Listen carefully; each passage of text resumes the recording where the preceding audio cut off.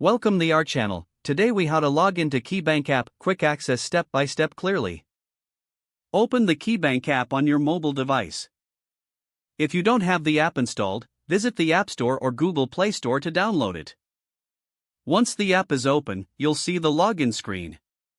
Enter your username in the designated field.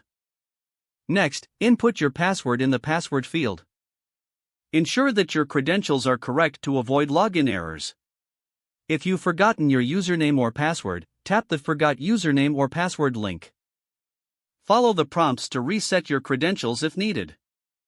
After entering your username and password, tap the Login button. You may be asked to verify your identity through a security feature.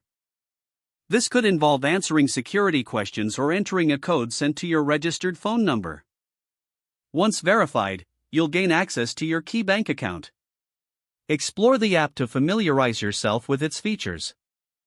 If you have any issues, check your internet connection and try again. If problems persist, consider contacting KeyBank customer support for assistance. If the page does not load, refresh the browser or try again in a private or incognito window. Make sure you are using the correct email address, then retype it carefully to avoid small typos. If your password is not accepted, use the reset option and create a new strong password you can remember. Check your spam folder for verification or security emails, then complete any requested confirmations. Enable two-factor authentication if available to improve account security and reduce unauthorized access risk. After signing in, review your profile details so your contact information and settings are accurate and current. If you see an error message, note it down and try again after restarting your device and internet. Log out when you finish, especially on shared devices, to keep your account and payment information secure. If the page does not load, refresh the browser or try again in a private or incognito window.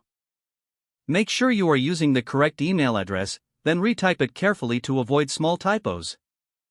If your password is not accepted, use the reset option and create a new strong password you can remember.